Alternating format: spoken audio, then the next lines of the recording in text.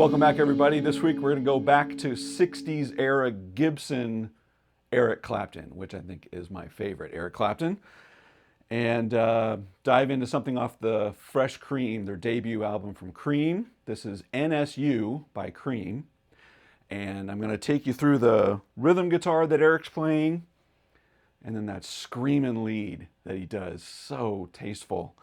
We'll go through all of that and talk about the song structure. Okay, so if this is the kind of thing that you like and you haven't done so yet, I invite you to jump down and click subscribe, ring the bell. The bell lets you know when I drop new content, which I do every single week. All my lessons have chapters in them. You can jump right to the part of the lesson that you want to see and bypass what you don't. And if you're looking for ways to support the channel, I appreciate that. There's thanks, which is just like throwing a tip in the tip jar. Or even better, you can join my Patreon page where I've got chord charts and tabs for all the lessons I do on YouTube, just like this one. Links in the description, so check it out. And by the way, as far as I can tell, NSU stands for non-specific urethritis. Like, honestly, when I look it up, I thought it was a joke, but I guess it was an in-joke, basically VD, non-specific VD. So why we named this song this way, I don't know, but there you go. All right, so NSU, I think this is the second song off of the Fresh Cream album. And it's great these days because you can listen to these things in such high fidelity with headphones and pick out all kinds of cool stuff that when I was learning this stuff as a 15-year-old with a cassette in the car, you know, it still rocked, it was still awesome, but now you can sort of pick it apart a lot easier. And so there's two guitars panned one side and the other.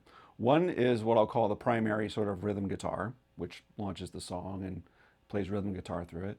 And then there's the lead track, and I'm pretty sure it's the same guitar. He does little stabs throughout, and then he kicks on the lead just by turning up the volume. So I'll talk about that when I get to each one of those parts. Okay, so I recently sold a couple guitars and bought this guy. This is a 64 Custom Shop VOS SG, and it is glorious, and I am so happy. So I'm going to play it on this. I don't know if he played the SG on this album, on this song, or the Les Paul. I think he was still playing Les Pauls during that period, but who knows? It sounds like an SG to me, actually, when I listen to it, though I don't really see pictures of him with an SG at that early stage. But I'm going to play it on SG, so there you go. All the details of my signals chain is going to be in the description, so you can check that out. But I've basically got a little bit of boosted EQ, an EP booster, and an overdrive. But like I said, details are below on what we're going on.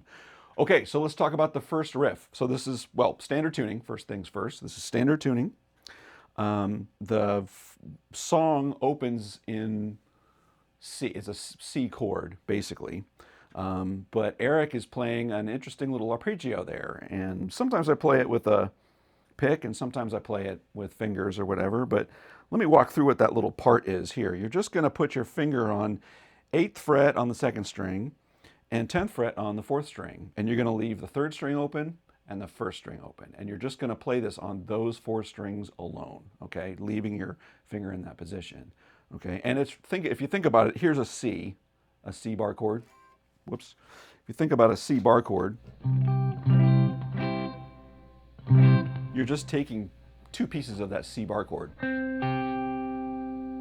And you're leaving these other strings open, G and E, which are also in the chord of C, right? So you're just another sort of alternate voicing of C. But he's picking this. I'm going to put it on my middle pickup setting for this for a little bit different tone. Here's the part slowly.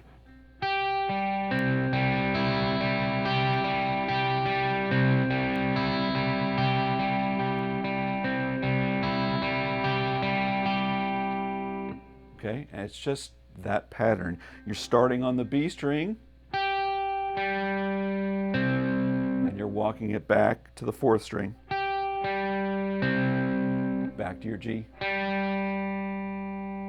and then you skip over your B string and you pick that open E.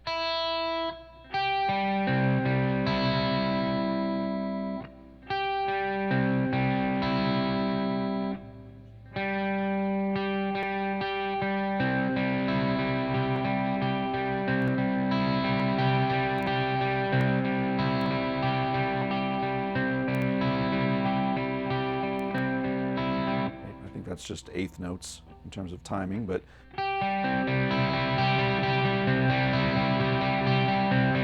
right, all the way through. Well, Jack Bruce starts singing the vocal on this. And then the chords, when they start going, ah, and they start singing that. Interesting chord pattern here. So I'm going to flip down to my bridge here. And I got my volume rolled back, by the way. I've got my gain settings on everything, but I'm just controlling the amount of sort of dirt and everything that's coming through just by rolling my volume knobs back here. So the chords is an F, and these are all power chords, right? You're just... And I think he stays with that voicing. Because you can sometimes hear that where he goes over the sixth string. Let me clean this up just a little bit more, just so it's easy to hear.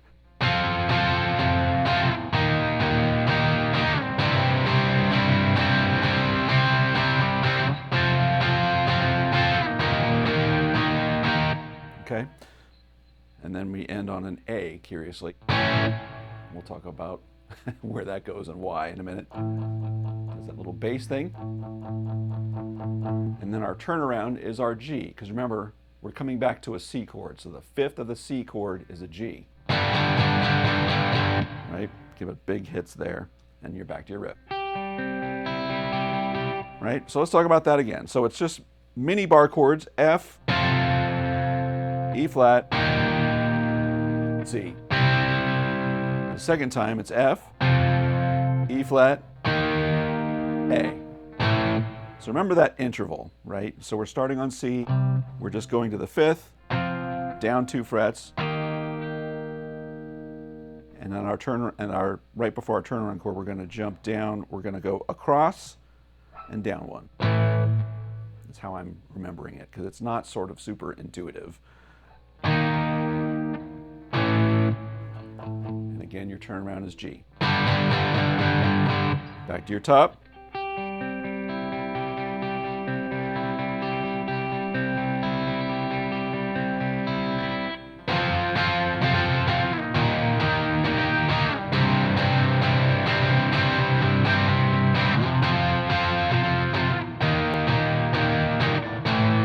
Half measure on that A, and we're going to repeat the same chord sequence, or pattern, I guess, only you're starting it from a D now. A. So D, C, A.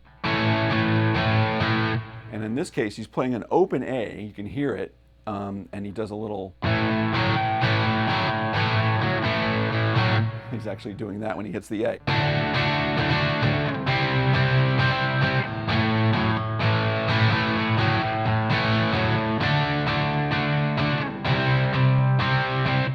Holding to our same pattern that we did before, we're jumping over 1 and down 1. F sharp.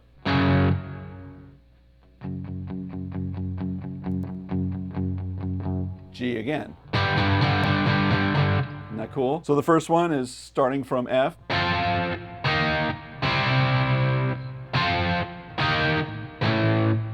we modulate.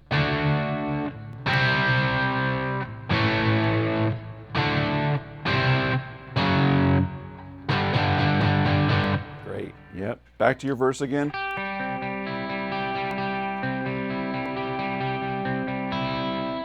And then we run through that same sort of sequence again.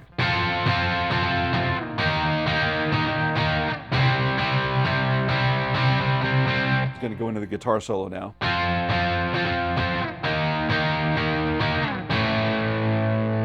Jumps to an A and holds on the A. So it does, I forget how many measures.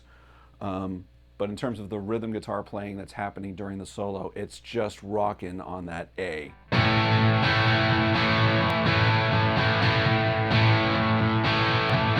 Pick your strumming pattern. Just everyone sort of, if you can picture it in the studio before the lead was put on, it's just them just jamming on that A.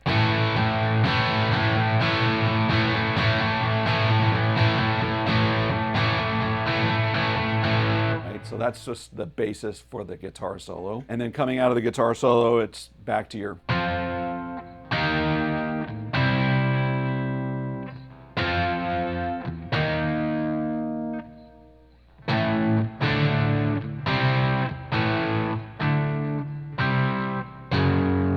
on the F sharp. So it's the same chord patterns that are happening during the verse that takes you to the out. You're just ending on that F sharp. And in terms of rhythm guitar, there's also a secondary rhythm guitar. And I actually think it's the guitar that plays the lead.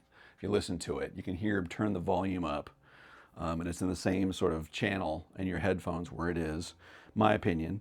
But where Eric is playing the, you know, the other rhythm.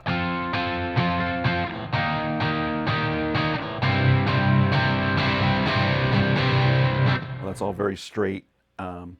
This guitar is clearly on a middle pickup setting, either on an SG or a Les Paul. And he does stabs, same chords, but he just does stabs in this pattern.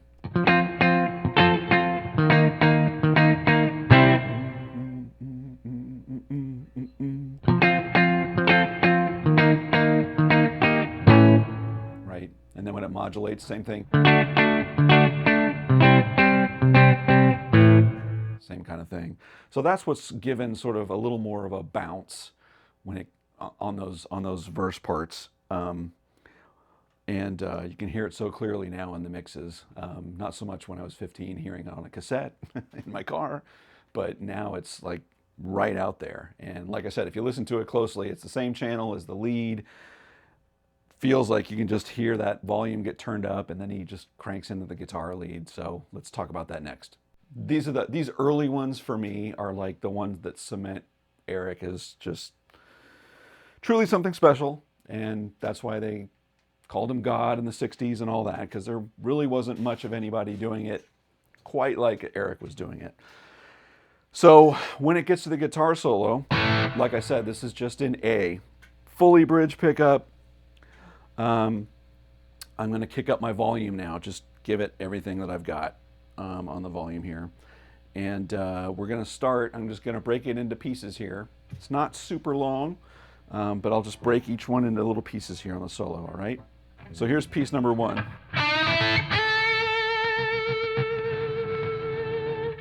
Just the normal sort of rock that I know that we've all know.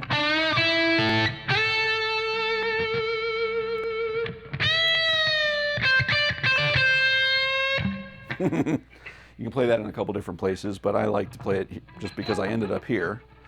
I'm in this box. I don't quite hit any note. I'm sort of ending in between. And then we're going to come up here to our A minor pentatonic up here. Love that. So again.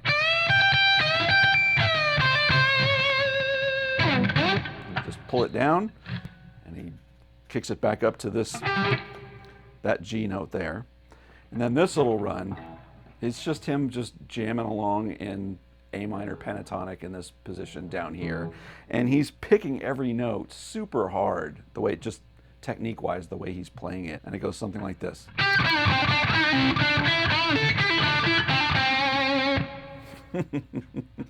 Yeah, see if I can slow that down and break that part down. Yeah, so it's sort of repeating this little phrase. Starts with that G note, and he picks it and repeats it, but it's a pull-off, and hits that E note there. And then we're going to do our rock.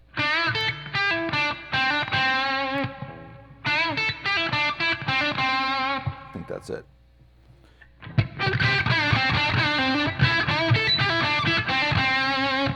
Like that. Then we're going to come up here to our A minor pentatonic position in this here, and do another phrase from this position. I think that's a pre-bend. He picks it on the way down. And then he goes into major. So all that's been very minor. And now we're going to do what Eric does so great in this whole era, is he just mixes in a major feeling pentatonic in the middle of it. And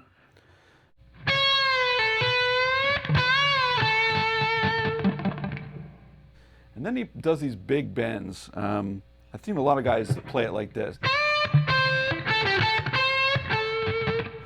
But I think he's just grooving off of that bend that he did.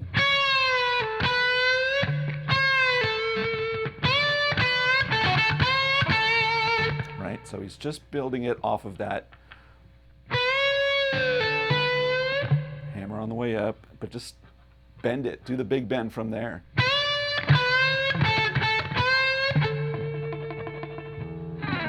And that's the solo. So let me play that through one time.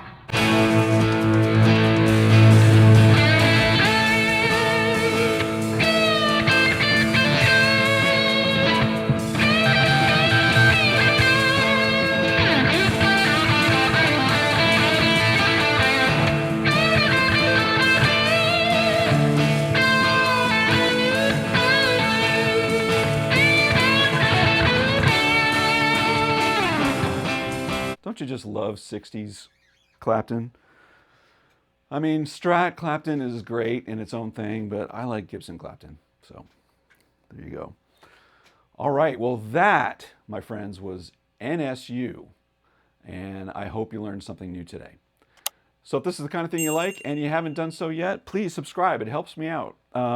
Ring the bell. Bell will let you know when I drop new content. I do that every single week. Let me know in the comments here what you think. And if there's another song you want me to do a lesson on, let me know what that is too. So until next week, take care, everybody.